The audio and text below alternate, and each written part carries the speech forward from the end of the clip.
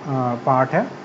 पिछले पार्ट्स में हमने देखा था कि केमिकल इक्वेशन क्या होता है, केमिकल रिएक्शन क्या होता है, स्केलेटन इक्वेशन क्या होता है, अनबैलेंस्ड केमिकल इक्वेशन क्या होता है, बैलेंस्ड केमिकल इक्वेशन क्या होता है। एक अनबैलेंस्ड केमिकल इक्वेशन अगर आपको दिया गया है तो उसको बैलेंस किस तरह से कर सकते हैं आप, ये सारे के सारे चीज़ हमने देखा था और हमने कुछ रिएक्शंस के बारे में भी डिस्कस किया था। तो इसी सीरीज को कंटिन्यू करते हुए चलिए ये आज का वीडियो आप ये शुरू करते हैं। तो आज हम पढ़ेंगे डिस्प्लेसमेंट रिएक्शन के बारे में। ठीक है, डिस्प्लेसमेंट का मतलब क्या होता है। डिस्प्लेसमेंट यहाँ पे आपके पास एक चीज़ है, इस चीज़ को उठा के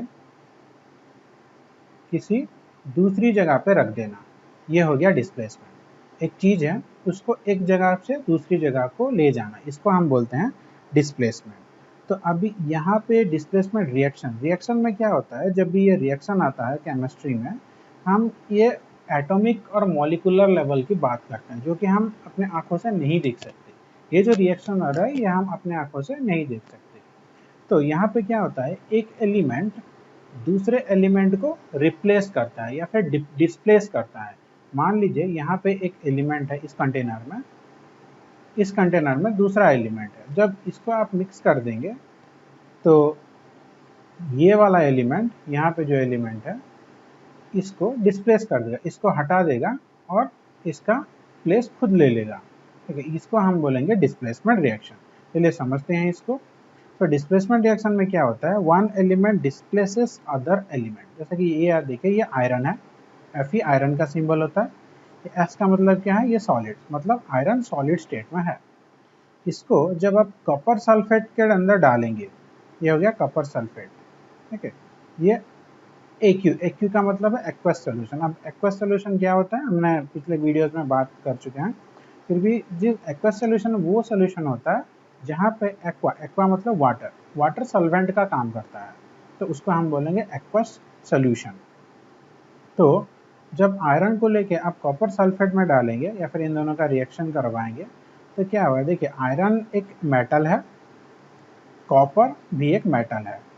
तो अब यहाँ से आयरन जाके इस कॉपर को डिस्प्लेस कर देगा और इस कॉपर को हटा देगा, यहाँ से हटा देगा। तो यहाँ से हटा देगा और खुद जाके यहाँ पे सेटल हो जाएगा। ठीक है, अब देखिए ये कॉपर है, आयरन ने इसको लात मार के हटा दिया, अब ये कॉपर आ गया इधर। अब यहाँ पे जो कॉपर का जगह था वो खाली है, आयरन वहाँ पे खुद बैठ गया। ये इस तरह का है, जैसे कि आप एक मूवी देख रहे हो, ये एक मूवी का स्क्रीन है, यहाँ पे एक सीट है, ये पीछे वाले की तरफ एक सीट है। आप इस सीट पे बैठना चाहते हो, पर इधर आपका एक दोस्त बैठा है, ठीक है, पर इस सीट पे आपको बैठना है। तो अभी आप क्या करोगे, इधर जाके अपने दोस्त को एक लात मार दोगे, आपका दोस्त चला आया यहाँ, अब आप खुद इस सीट पे बैठ जाओगे। तो ये इस तरह का है। तो पहले यहाँ पे कॉपर था, आयरन ने क्या किया, कॉपर को लात मार दिया, तो कॉपर चला आया इधर। अब ये जो जगह खाली है उधर आयरन बैठ जाएगा, तो ये क्या होगा, कॉपर का डिस्प्लेस हो गया। तो इस तरह का रिएक्शन को हम बोलेंगे डिस्प्लेसमेंट रिएक्शन। ठीक है, देखिए फिर से एक बार देखते हैं। यहाँ पे आयरन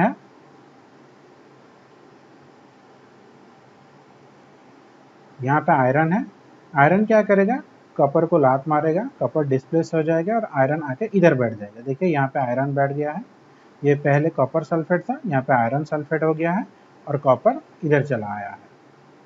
ठीक है, समझ में आया। तो ये हो गया डिस्प्लेसमेंट रिएक्शन। इसका कुछ और एग्जांपल देखिए, ये जिंक है, जिंक सॉलिड फॉर्म में है। जिंक को जब हम कॉपर सल्फेट में ऐड करेंगे तो जिंक कॉपर को लात मारेगा, कॉपर आ जाएगा इधर और जिंक कॉपर की जगह ले लेगा। ये देखिए, ये जिंक सल्फेट हो गया और कॉपर बाहर चला आया। उस तरह से ये पीबी मतलब लीड को जब अब कॉपर क्लोराइड में ऐड करेंगे तो लीड कॉपर को हटा देगा और खुद कॉपर के जगह पे एडजस्ट हो जाएगा, तो हो गया लीड क्लोराइड। ठीक है, तो zinc and lead are more reactive elements than copper, they displaces copper from its compound. देखिए जितना भी एलिमेंट है सबका एक रिएक्टिविटी सीरीज रहता है। मोस्ट हाईएस्ट रिएक्टिव एलिमेंट होता है के का मतलब क्या है, पोटासियम, फिर आता है आपका सोडियम। इस तरह से एक सीरीज होता है। तो पोटेशियम सबसे ज़्यादा रिएक्टिव है, उसके बाद सोडियम है, उसके बाद एक एक करके ऐसे रिएक्टिविटी धीरे धीरे डिक्रीज करता है। सबसे ऊपर रहता है पोटेशियम। तो यह हम आने वाले क्लासेस में देखेंगे, आने वाले चैप्टर्स में देखेंगे। तो यहाँ पे क्या होता है, जिंक, लीड, इन दोनों का जो रिएक्टिविटी सीरीज है और रिएक्टिव नंबर है ये कॉपर से ज़्यादा है, मतलब ये ज़्यादा रिएक्शन करते हैं कंपेयर टू कॉपर, तो इसलिए ये ज़्यादा रिएक्टिव हो गया। तो जब जिंक को हमने कॉपर इसके साथ ऐड कर दिया तो इसने कॉपर को यहाँ से हटा दिया। ठीक है,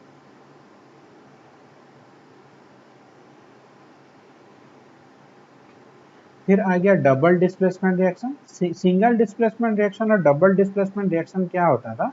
अब डबल डिस्प्लेसमेंट में क्या होगा, डबल डिस्प्लेसमेंट में ये वाला बदला लेगा। कैसे बदला लेगा, देखिए वही एग्जांपल लेते हैं। ये हो गया टीवी का स्क्रीन, ये हो गया दोनों सीट। ठीक है, यहाँ पे आपका दोस्त बैठा है, ये रहा आपका दोस्त इधर बैठा है, आराम से पॉपकॉर्न खा के मूवी देख रहा है, इधर आप बैठे हो। तो पहले डिस्प्लेसमेंट रिएक्शन में आपने आपने क्या किया था, अपने दोस्त को लात मारा, आपका दोस्त इधर आ गया और आपने अपने दोस्त की जगह को ऑक्यूपाई कर लिया, इधर आपने बैठ लिया। अब ये वाला सीट जो है ये वाला खाली है, तो ये वाला सीट है, ये वाला खाली है, इधर कोई नहीं बैठा है। तो अभी आपका दोस्त क्या करेगा, चुपके से जाके इधर बैठेगा। ठीक है, तो आपने आपके दोस्त के जगह को अख्तियार कर लिया। अब आपका दोस्त जाके आपके जगह पे बैठ गया। मतलब ये जो यहाँ पे जो डिस्प्लेसमेंट होता है, जो इंटरचेंज होता है, एक ने दूसरे को डिस्प्लेस किया, दूसरे ने पहले वाले के जो जगह है उसको ऑक्यूपाई कर लिया। जैसे कि इधर एक एग्जाम्पल से समझते हैं। देखिए ये हो गया सोडियम सल्फेट। अब सोडियम सल्फेट का यहाँ पे एक्वस सोल्यूशन होता है। एक्वस सोल्यूशन यहाँ ये क्या है, मैंने अभी एक्सप्लेन किया। इसको हम बेरियम क्लोराइड के साथ रिएक्शन करवाएंगे, सोडियम सल्फेट और बेरियम क्लोराइड। तो देखिए यहाँ पे क्या क्या है, ये एक सोडियम है, ये एक मेटल है, ये बेरियम, ये एक मेटल है। तो अभी क्या करेगा, सोडियम बेरियम को लात मारेगा, तो बेरियम हो जाएगा बाहर, तो सोडियम क्लोरीन के पास आ जाएगा। देखिए ये आ गया, सोडियम क्लोरीन के पास आ गया। तो इधर जब सोडियम चला गया तो बचा क्या है, यहाँ पे सल्फेट, ये वाला SO4 बचा है, यहाँ पे बचा है SO4, यहाँ पे बचा है आपका Ba, क्योंकि ये वाला बेरियम तो चला गया, अब इधर बेरियम चला गया, इधर सोडियम चला गया, और सोडियम और क्लोरीन, ये दोनों सोडियम और क्लोरीन ये दोनों मिलके सोडियम क्लोराइड बना दिए। अब यहाँ पे बचा क्या है, यहाँ पे बचा है क्लोरीन, ये वाला क्लोरीन, और यहाँ पे यहाँ पे बचा क्या है, यहाँ पे बचा है आपका बेरियम जो कि बाहर चला गया है, और यहाँ पे बचा है आपका SO4। तो ये दोनों रिएक्शन करके बना देंगे BaSO4।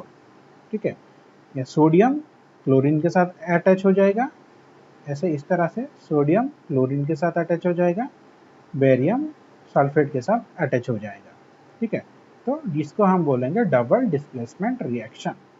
यहाँ पे देखिए, यहाँ पे इस फिगर में अगर आप देखेंगे तो ये दोनों टेस्ट ट्यूब है, ये एक टेस्ट ट्यूब है, ये एक टेस्ट ट्यूब है। इस टेस्ट ट्यूब में क्या होता है, सोडियम सल्फेट है, इस टेस्ट ट्यूब में क्या है, बेरियम क्लोराइड है। अब सोडियम सल्फेट को बेरियम क्लोराइड के अंदर ऐड करेंगे, इन दोनों को ऐड करेंगे। तो ऐड करने के बाद क्या होगा, insoluble substances form is known as precipitation. देखिए यहाँ पे जो है इन दोनों का रिएक्शन होके, अब देखिए इस यहाँ पे देखिए ये वाले रिएक्शन में अगर आप ठीक से देखेंगे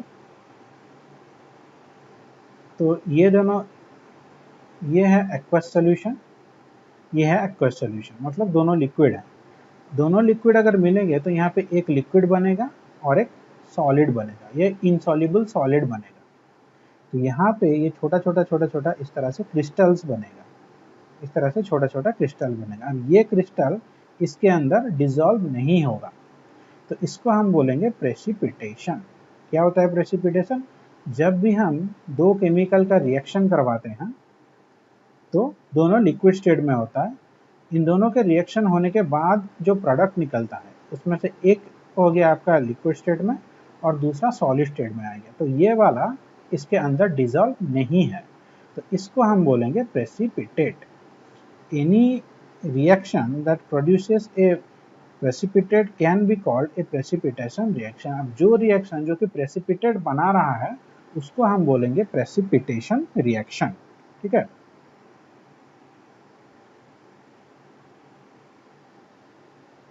फिर oxidation and reduction reaction.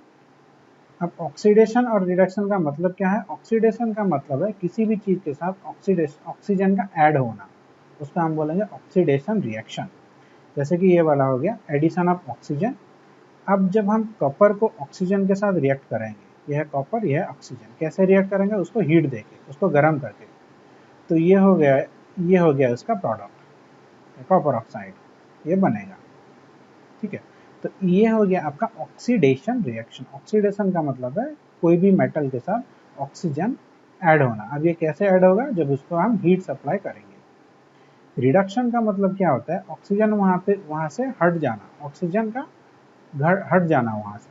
If a substance gains oxygen during a reaction it is said to be oxidised. तो अगर कोई भी सब्सटेंस रिएक्शन के दौरान ऑक्सीजन ऐड करता है तो उसको हम बोलेंगे कि वो चीज ऑक्सीडाइज्ड हो गया है। If a substance loses oxygen during reaction, it is said to be reduced. अगर कोई एक रिएक्शन के दौरान कोई भी सब्सटेंस ऑक्सीजन को ऐड करता है तो हम बोलेंगे ऑक्सीडेशन हो गया या फिर ऑक्सीडाइज्ड हो गया है। अगर वो ऑक्सीजन को लूज करता है तो हम बोलेंगे कि ये रिड्यूस्ड हो गया है। तो ये एक एग्जांपल है, देखिए जब हम यहाँ पे ये CuO बना था, इसको हम हाइड्रोजन के साथ रिएक्शन करवाएंगे, इन दोनों को मिला के हम गर्म करेंगे। तो यहाँ पे क्या हो गया, इधर ये जो कॉपर था और ये ऑक्सीजन दोनों अलग अलग हो जाएंगे। अब दोनों अलग अलग होके ये जो वाटर है, ये जो ऑक्सीजन है, ये हाइड्रोजन के साथ ऐड हो जाएगा और बना देगा H2O। ये ऑक्सीजन हाइड्रोजन के साथ ऐड हो गया, H2O बन गया। अब यहाँ पे जो कॉपर अलग हो गया था वो इधर चला आया। तो देखिए यहाँ पे क्या हो रहा है, यहाँ पे से क्या हो रहा है, यहाँ पे ऑक्सीजन अलग हो रहा है, कॉपर ऑक्सीजन कॉपर से अलग हो रहा है, तो ये हो गया आपका रिडक्शन। और यहाँ पे ये जो अलग हुआ हाइड्रोजन, ये अलग हुआ ऑक्सीजन जो है वो हाइड्रोजन के साथ ऐड हो रहा है, ये वाला, तो हाइड्रोजन और ऑक्सीजन ऐड हो गया, तो ये वाला रिएक्शन हो गया आपका ऑक्सीडेशन।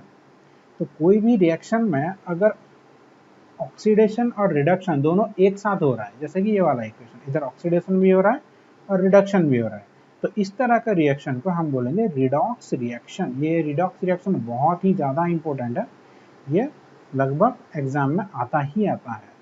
शायद ही ऐसा कोई ईयर नहीं हुआ जहाँ पे ये वाला नहीं आता होगा, या फिर ऑक्सीडेशन आएगा या फिर रिडक्शन आएगा, नहीं तो रिडॉक्स रिएक्शन आएगा। तो one reactant gets oxidized while other get reduced during a reaction. Such reactions are called oxidation reduction reaction और redox reaction. Redox मतलब क्या होता है, ऑक्सीडेशन भी हो रहा है और रिडक्शन भी हो रहा है। यहाँ पे देखिए ZnO जिंक ऑक्साइड के उसके साथ जब हम कार्बन का रिएक्शन करवाते हैं तो ये वाला कौन सा रिएक्शन हो रहा है, यहाँ पे ऑक्सीडेशन, ये वाला रिडक्शन हो रहा है, जिंक इसके साथ अलग हो रहा है, जिंक और ऑक्सीजन अलग अलग हो रहा है, और ये वाला जो ऑक्सीजन अलग हो गया वो कार्बन के साथ ऐड हो रहा है। तो ये वाला हो गया, ये वाला हो गया आपका रिडक्शन रिएक्शन। क्यों? क्योंकि यहाँ पे ऑक्सीजन अलग हो गया। अब ये वाला हो गया कार्बन के साथ ऑक्सीजन ऐड हुआ, तो ये वाला हो गया आपका ऑक्सीडेशन रिएक्शन। तो रिडक्शन भी हो रहा है, ऑक्सीडेशन भी हो रहा है, तो इसलिए ये वाला हो गया रिडक्स रिएक्शन। फिर ये वाला MnO2 + 4HCl, ये MnCl के साथ ऐड हो गया, यहाँ पे ऑक्सीजन अलग हो रहा है, ये वाला ऑक्सीजन जाके हाइड्रोजन के साथ रिएक्शन कर रहा है, तो ये वाला भी हो गया आपका रिडॉक्स रिएक्शन। अब effects of oxidation reaction. Oxidation reaction का क्या क्या इफेक्ट्स रहता है? इसका जनरली 2 इफेक्ट्स रहता है जो हम पढ़ेंगे। एक हो गया आपका कोरोजन, उसके बाद हो गया रेंसिडिटी। कोरोजन क्या है आप लोगों को अच्छी तरह से पता है, कोई भी मेटल को जब हम नॉर्मल एयर में रखते हैं, जनरली आयरन को, तो वो धीरे धीरे ऑक्सीडाइज्ड हो जाता है। तो when a metal is attacked by substances around it such as moisture, acid etcetera, it is said to corrode and this process is called corrosion. ठीक है, तो ये धीरे धीरे कोरोड हो जाता है, उसमें ऑक्सीजन ऐड होकर वो धीरे धीरे वीक हो जाता है, तो इसको हम कोरोजन बोलते हैं। The black coating on the silver and the green coating on copper are other examples of corrosion. ये corrosion का कुछ examples हैं। अब रेंसिडिटी क्या होता है? कोई भी चीज़ जो कि तेल से तला हुआ हो, उसको अगर आप ओपन छोड़ देंगे कुछ देर तक, एक दिन तक, उसके बाद क्या होता है, उसमें से अलग सी बदबू आती है। ठीक है, when fats and oils are oxidized, they become rancid and their smell and taste changes. कोई भी चीज़ जैसे कि फैट हो गया, जैसे घी हो गया या फिर तेल हो गया, उसका ऊपर जैसे छोड़ देंगे तो कुछ दिनों के बाद उसका क्या होता है, टेस्ट थोड़ा चेंज हो जाता है, तो उसको हम बोलेंगे rancid. So usually substances which prevent oxidation antioxidant are added to food containing fats and oil. तो जो भी चीज़ जो कि एंटीऑक्सीडेंट का काम करता है, जो कि इस जो ये वाला जो रेंसिड हो रहा है उसका रेट ऑफ रिएक्शन को घटा देता है, बहुत घटा देता है, तो उसको हम बोलेंगे antioxidants. Keeping food in air tight container help slow down oxidation. तो कोई भी फूड को अगर आप एयर टाइट कंटेनर में रखेंगे तो उसका ऑक्सीडेशन रेट को वो घटा देगा। क्यों घटाएगा? क्योंकि एयर टाइट कंटेनर में ऑक्सीजन जो होगा वो लिमिटेड अमाउंट में होगा, तो रेंसिडिटी का जो रिएक्शन होगा वो उतने ज़्यादा नहीं हो पाएगा। इसलिए आपने देखा होगा जब भी आप चिप्स खाते हैं, चिप्स चिप्स पैकेट के अंदर ज़्यादातर 30%, अराउंड 20 to 30% आपका जो हम खाते हैं, जैसे कि आपका कुरकुरे हो गए या फिर लेज हो गया, वो बहुत कम रहता है। ज़्यादातर इसमें गैस ही रहता है। वो वाला कौन सा गैस रहता है? यहाँ पे होता है नाइट्रोजन गैस। तो नाइट्रोजन गैस क्या करता है, इसका जो रेंसिडिटी जो रिएक्शन होता है उसको घटा देता है। ठीक है, ठीक है। तो इसके वजह से इसका जो एक्सपायरी डेट रहता है वो बढ़ जाता है। नहीं तो आप घर में अगर आलू तलोगे तो वो 2 दिन में ख़राब हो जाएगा, और इसमें अगर आलू का चिप्स रहेगा, लेज रहेगा, तो इसका एक्सपायरी डेट 6 महीने तक रहता है। क्यों? ये होता है इसका रीजन। तो अब ये इस चैप्टर के बारे में सारा वीडियोस हो गया। अब आज हमने ये चैप्टर कंप्लीट कर लिया। फिर भी अगर आपको इस चैप्टर रिलेटेड कोई भी डाउट है तो आप मुझे कमेंट सेक्शन में पूछ सकते हैं। ओके, तो नेक्स्ट वीडियो में हम एक नया चैप्टर स्टार्ट करेंगे। तब तक के लिए गुड बाय। तो इस तरह से आप अपने वीडियो देखते रहे, कमेंट करते रहिए, उसको शेयर करते रहिए, लाइक कीजिए, सब्सक्राइब कीजिए हमारे चैनल को। Thank you and have a nice day.